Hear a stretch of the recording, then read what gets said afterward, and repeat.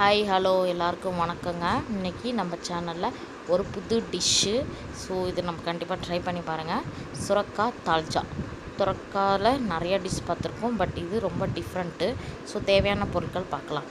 சுரக்காய் வந்து ஒரு முழு சுரக்காவை நான் கிரேட்டரில் இந்த மாதிரி தீத்தி வச்சுருக்கேன். அரிஞ்சி போட வேணாம், இந்த மாதிரி போட்டால் தான் சுரக்காவோட டேஸ்ட்டு ஏறும். அதனால் நீங்கள் இந்த மாதிரி அரிஞ்சு வச்சுக்கோங்க, சூப்பராக இருக்கும். தாளிக்கிறதுக்கு எப்பயும் போல் பட்டை, லவங்கம், ஜீரகம், ஒரு ஸ்பூன் சோம்பு, ஒரு ஸ்பூன் பிரிஞ்சி இலை, கல்பாசி, 2 ஏலக்காய், இது தாளிக்கிறதுக்கு. அதுக்கப்புறமேலுக்கு நெய், வாசனைக்கு நெய், எண்ணெய் எப்பயும் போல தான். 25 கிராம் இஞ்சி, 25 கிராம் பூண்டு, கொத்தமல்லி வாசனைக்கு, 1 கப்பு புதினா, வெங்காயம் 1 கப்பு, தக்காளி 1 கப்பு. இப்போ வீட்டு அரிசி தான் நான் எடுத்து வச்சுருக்கேன். நீங்கள் எதில் வேணாலும் ட்ரை பண்ணலாம், சூப்பராக இருக்கும். பிரியாணி அரிசியில் கூட நீங்கள் ட்ரை பண்ணுங்கள். பச்சை மிளகா இருந்தால் பச்சை மிளகா ஆட் பண்ணிக்கோங்க. நான் காரத்துக்கு வெறும் மிளகாத்தூள் யூஸ் பண்ணுறேன். பச்சை மிளகா இருந்தாலும் ஆட் பண்ணிக்கோங்க, நல்லா சூப்பராக இருக்கும். ஸோ இப்போ நம்ம இது எப்படி செய்யறதுன்னு ஒவ்வொரு ஸ்டெப்பாக பார்ப்போம். ஸோ வீடியோ ஸ்கிப் பண்ணாமல் பாருங்கள். இப்போது எண்ணெயும் 2 ஸ்பூனு, நெய் 1 ஸ்பூன் ஊற்றி எண்ணெயை காய வச்சுட்டேன்.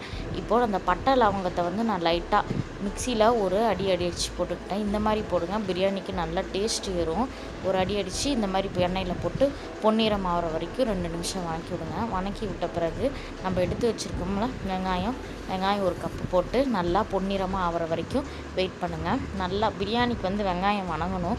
நான் ப்ரெஷர் குக்கரில் தான் செய்கிறதுனால அந்த பெருசாக நான் இது பண்ண மாட்டேன், டக்கு டக்குன்னு வணக்கிடுவேன். இந்த புதினா எதுக்குன்னா கடைசியாக வாசனைக்கு போகிறதுக்கு. இந்த வெங்காயம் வணங்குறதுக்கு தேவையான அளவு உப்பு போட்டாச்சு. இப்போ நல்லா வெங்காயம் வணங்கணும். ப்ரெஷர் குக்கருங்கிறதுனால வெங்காயம் கொஞ்சம் இதாக இருந்தாலும் பிரச்சனை இல்லை. தக்காளியும் போட்டுக்குங்க. தக்காளியும் நல்லா பொன்னிறமாக அந்த தோல் பிரியணும், அப்போ தான் வந்து டேஸ்ட்டாக இருக்கும். ஸோ 2-3 நிமிஷம் நல்லா வணக்கி விட்டு மூடி வச்சுருங்க, நல்லா தோல் பிரிஞ்சிடும்.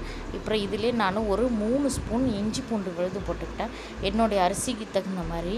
அதுக்கப்புறமேலுக்கு நீங்கள் கிரேட்டர் பண்ணி வச்சுருக்கிற சுரக்காய், இந்த இஞ்சி பூண்டு போட்டோடனே அடிப்பிடிக்க ஆரம்பிச்சிடும். அதனால் சுரக்காயும் போட்டு நல்லா வணக்கி விட்டுருங்க. சுரக்காயிலேருந்து தண்ணி வரும், நமக்கு தண்ணி அளவு முக்கியம்.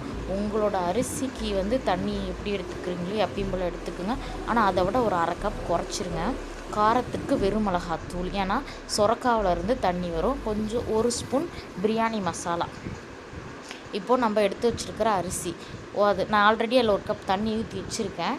அதனால் நான் என்னுடைய அளவுக்கு கரெக்டாக ஊற்றிப்பேன், ஏன்னா சுரக்காவிலேருந்து தண்ணி வரும். அதனால் நான் 1/2 கப் குறைச்சிக்கிட்டேன். இப்போது நல்லா அந்த மிக்சிங்லேயே போட்டு அரிசியை A to Z நல்லா ஒரு கிளறி விட்டுறணும். ரொம்ப கிளறக்கூடாது, அரிசி உடஞ்சிரும். இப்போவுமே தேவையான அளவுக்கு நம்ம தண்ணி ஊற்றிக்கலாம். 1க்கு 2ங்கிறதுனால நான் 3 டம்ளர் எடுத்து வச்சேன். அப்போ 5.5 ஊற்றிக்கிட்டேன். சுரக்காயிலேருந்து வேறு தண்ணி வரும், அதனால் 1/2 கப்பு குறைச்சிக்கிட்டேன். இப்போது தேவையான அளவுக்கு தண்ணி ஊற்றியாச்சு. இப்போ நம்ம எடுத்து வச்சுருந்தோம்ல அந்த புதினா, அதையும் 2 ஸ்பூன் நெய்யும் கடைசியாக ஊற்றிக்கிட்டேன். ஊற்றி 2 வணக்கி உப்பு காரம் டேஸ்ட் எல்லாம் பார்த்துக்கிட்டு இப்போ நான் விசில் போட்டு நல்லா வேக வைக்க போகிறேன். இந்த பிரியாணி ரொம்ப டேஸ்ட்டாக இருக்கும். தால்ஜான்னு நீங்கள் சொல்லலாம், பிரியாணின்னு சொல்லலாம், எல்லாம் ஒரே மெத்தடு தாங்க.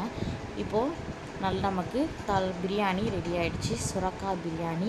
சுரக்காய் வந்து சாப்பிடாதவங்க, பிடிக்காதவங்களுக்குலாம் இந்த மாதிரி டிஃப்ரெண்ட்டாக செஞ்சு கொடுங்க.